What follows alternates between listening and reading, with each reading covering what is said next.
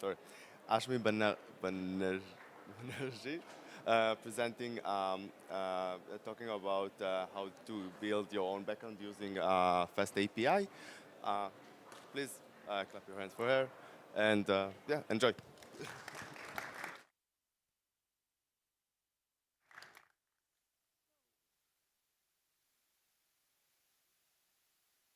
Working? Hi. Okay. Hi, everyone.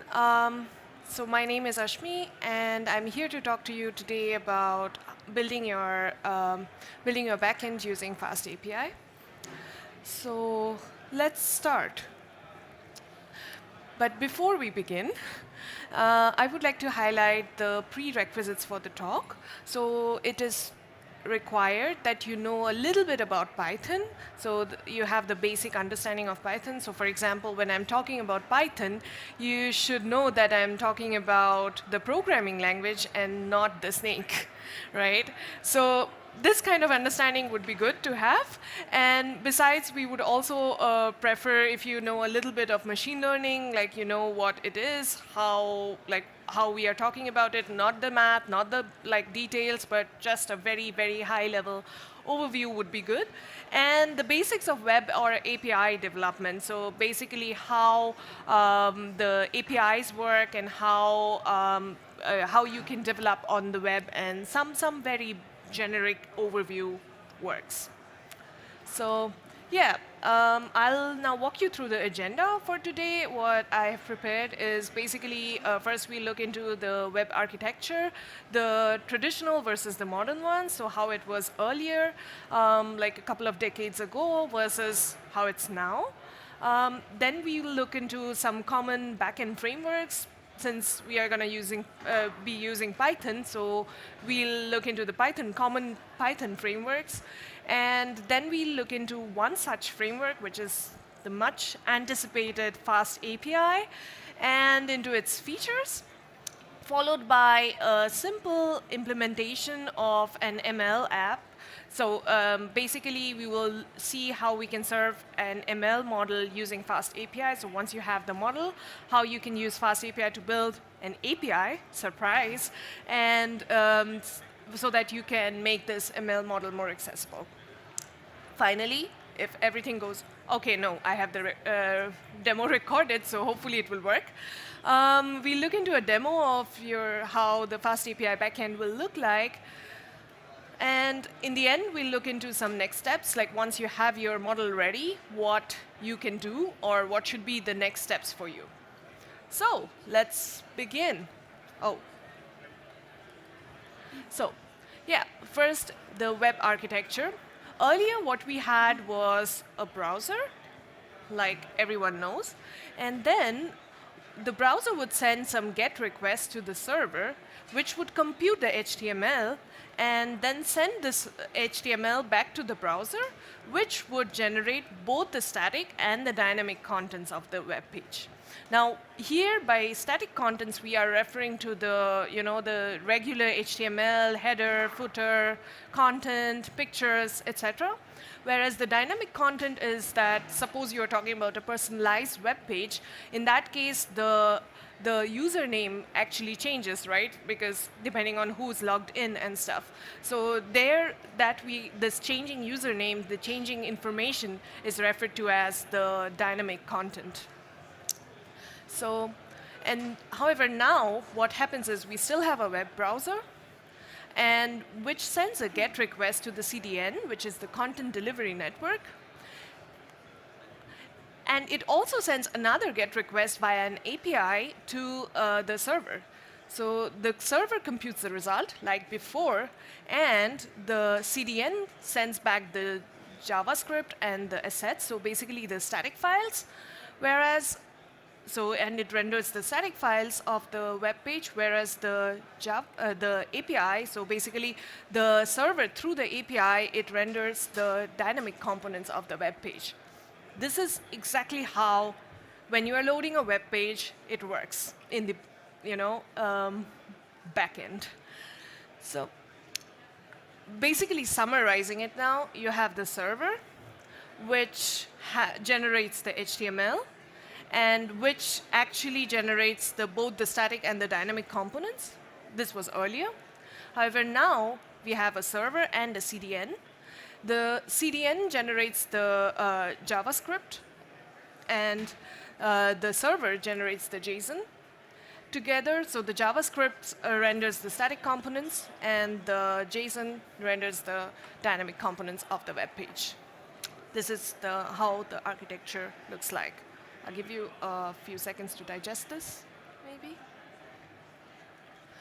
Let's look into now the common backend framework. So now that you know that how you can build your backends, or like how the backend architecture looks like, maybe we should look into some of the frameworks that you can use for building such an architecture. First is the most common, very popular Django. It was invented a couple of, 2005, so almost like less than 20 years ago. And then it's a very full stack, very robust framework which offers, it kind of is being advertised as batteries included. So it comes with database support, ORM, etc. So it's a very full stack support. So you have a lot of packages and very robust documentation, huge community. So if you're stuck, then you actually can get a lot of support, a lot of help there. Next was Flask, which was relatively newer. So it's in 2010. So I think most of you are acquainted with that. It's much lightweight and open source, and it's actually very quick for development. So since you don't have to focus too much on the writing boilerplate code, so you can just focus on your business logic, and then you basically can get it done. And last but not the least is FastAPI, which I came across.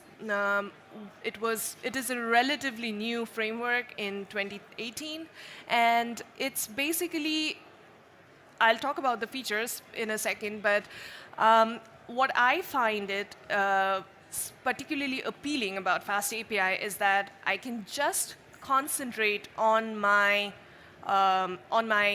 business logic, so just building the API endpoints, and I can forget about everything else, because when I want to interact with my API, it offers an automatic interactive API documentation in the Swagger UI interface. And I find it pretty cool, because I have used Django and I have also used Flask before. The thing that was very annoying for me was after I have I have implemented my APIs in endpoints, and then I would like to interact with my endpoints, but then I do not, I have to write either some HTML, CSS with it, so that I can, render it on the web browser and then interact with them, or I had to use some third-party apps like Postman or something like that. But then for FastAPI, I already had that. And in Django also, basically you have to interact with the admin console, so which is not great. I mean, it's good, but then it doesn't offer the flexibility which a developer might often want. So that actually attracted me to FastAPI, because I wasn't the biggest fan of writing HTML, CSS code in addition to, I have to build my ML model, so which one should I focus on? So that was one of the biggest things. Another thing was the data validation support. So for example, I spent hours trying to figure out in my Django code how, why it is not working the way it is supposed to, because then I realized that something was declared as string, and then it should have been a tuple or something like that. And since it doesn't offer any data validation support, it took me basically hours to figure that out. However, in FastAPI, I realized that it offers inbuilt data validation support, so these errors can be caught very easily. So the most important question is, you have all the frameworks, which one to choose? If you have an API-based machine learning application, so for example, you have a machine learning application and then you would like to present it through an API or something like that, in that case, I would say Django has too much boilerplate code. It's like you have to implement everything from scratch, like all the JSON serializers, everything. Flask has fewer LOCs, obviously, a line of code, but you still need to, like, in order to interact with your endpoints, you need to actually implement some HTML, CSS, or even get some third-party applications like Postman, etc. Whereas FastAPI, as I've been mentioning for a while, you can just focus on what is there. So basically building your endpoints, and you're good to go. And if you're talking about building, like, in general, common frameworks, in general, like building the backend, not specific to any machine learning application, in that case, I would say Django stands out a bit more, but then still it's very, very outdated, I would say, right now, because it's not really meant for building APIs. It's actually, like, the reason a lot of people still use, a lot of companies still use Django probably is that, I mean, they still need to migrate. And also it has a very huge community, I mean, so it's kind of popular still. But in my opinion, since it was not targeted towards building API-based applications, it's not really, that doesn't make too much sense to use it. Next, I've been talking about FastAPI a lot. I also mentioned some of its features already. Let's now officially introduce FastAPI. So it's a high-performing Python web framework. Surprise, if you have not guessed it yet. And it's production ready, so you can deploy it very easily in production, and it's widely used in the industry. So a lot of companies have now migrated from different other web frameworks to FastAPI, so that's already a positive sign. Some of its key features are the automatic interactive documentation that I mentioned, so you don't have to write anything, you don't have to install any additional packages, any additional software, but you can just go to your browser and you have it there, so you can interact with your browser directly,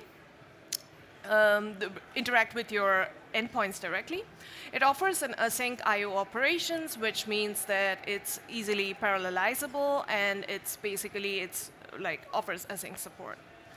And as mentioned before, it offers very quick development of REST endpoints. So if you're looking for something very quick and dirty, not really dirty, but I would say quick, then you know where to go. Now let's look into some implementation. Here we'll look into a use case, a specific use case and then we will also look into a bit of code. I should have had some more slides. OK, no, I think it's fine. Yeah, so first, before I introduce you, maybe what is FastAPI in machine learning? Or what is the use case? So for example, you have an ML model. Could be anything. I mean, in this particular case, I've used AlexNet, but I've also used TensorFlow in some other cases. So yeah, it works perfectly fine. Whatever you want to use it, up to you. And then you want to make it a web API because you would like to show it to your colleagues, or integrate with the other internal apps, or even to deploy to production. So for example, I mean, often what happens is that data scientists build the models with a lot of effort, but then they don't know how to present the models to the other people so that the models can actually be used. So in that case, if you put the model behind an API and then try to access that model via the API, it's quite convenient. And another advantage is that you cannot, like, often these models are too big, so you cannot really, like, if you're using an app, you cannot really download that model in your local devices, right? Because it doesn't work that way. So API is the solution for that. So here we have a use case for a FastAPI image classifier. I've used, as I said, that I'm using some pre-trained network. I'll tell about it later. So say, for example, you have a front end, a very, very basic front end where you take into input the image URL. And then you have a post request. And then you have the FastAPI backend. And then you do some prediction.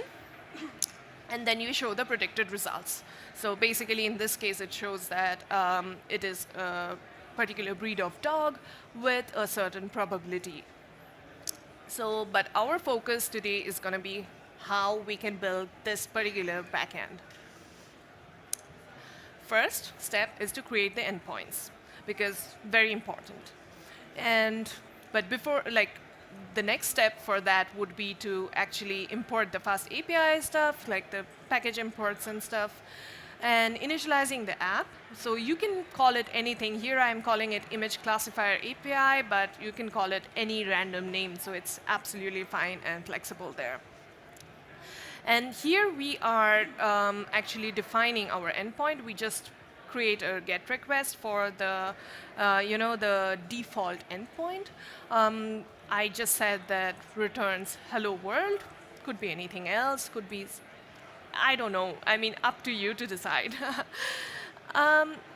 Next is now creating. So I did some imports for the thing, and now we would like to do the post endpoint, so where the prediction will happen, because it's always a post thing, and the status code is 200. So if it works, then it's going to return 200, which is the HTTP status code for OK.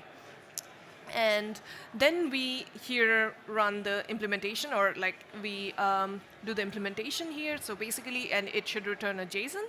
So here it's actually returning the JSON. So it's predicted label and the probability. And here we have the run classifier. So just imagine it to be a black box for now, which takes into input an image URL, and then it returns the dictionary of predicted labels and probabilities.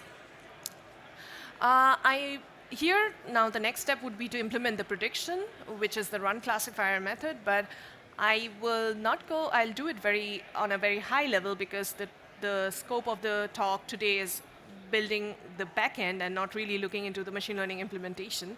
So the first thing would obviously be to load the image, and then if the image is none, you don't do anything.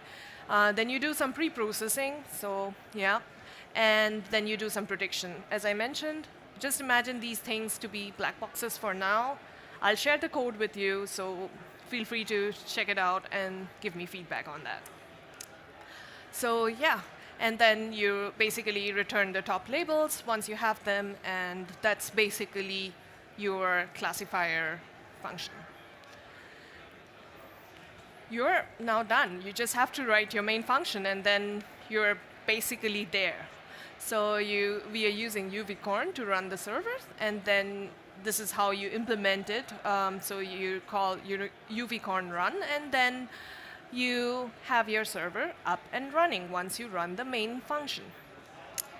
This is how it looks, and then you go to the browser under this HTTP, this URL, and if everything goes well, you should have it working.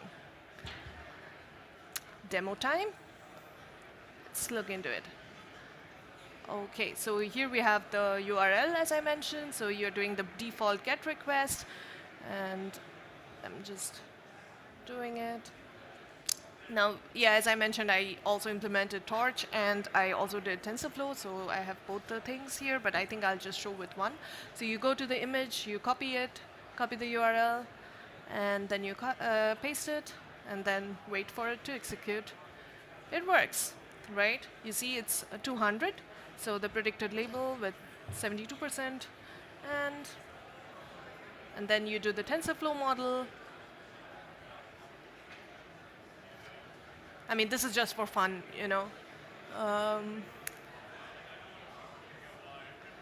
to see whether it works or not. It takes a bit longer, but yeah.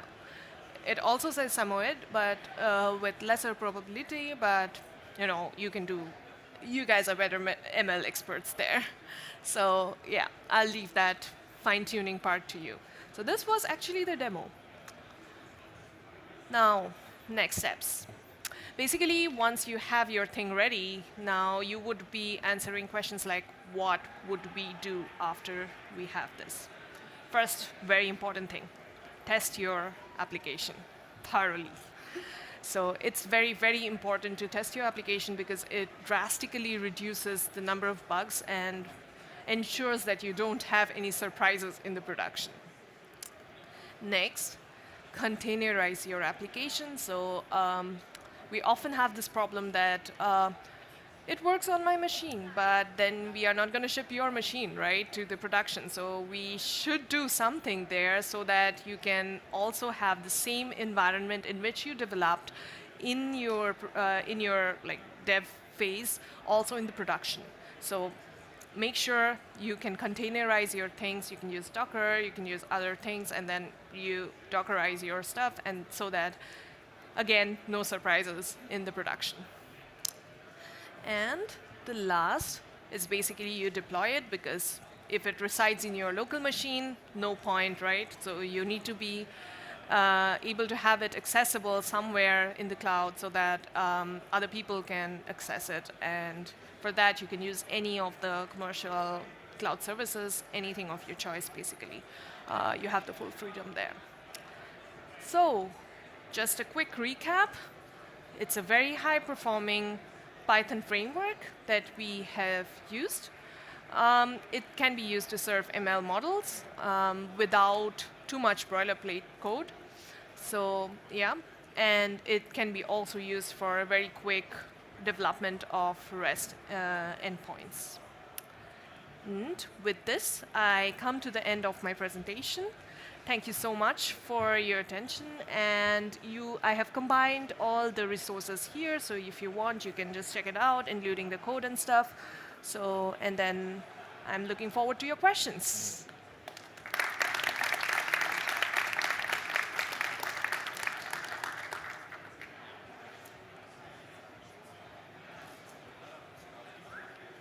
Yes, I think he's...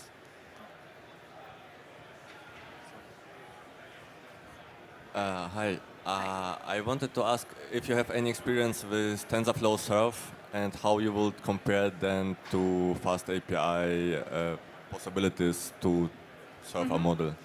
I actually am starting to use TensorFlow Serve, so that would be a potential next talk in the future, because I already had this question in mind, and I thought that maybe I could compare these things, because one of my goals is now to use different things like PyTorch, TensorFlow, TensorFlow Serve, FastAPI, etc., and then see how well it performs. So I cannot give you the answer immediately because I haven't used it, but maybe in some months you'll see another talk somewhere. Yeah. Thank you. Welcome. Is there anyone with a question? No? Yeah? Okay. Do you always have to specify that the function is async before you're defining it? Or yes. is sync? Yes, because FastAPI then works it in async. Yeah. Someone? Any other No. questions? So thank you very, very much for coming and talking. It was very nice. And yeah. Yeah. See you later. Thank you. Thank you.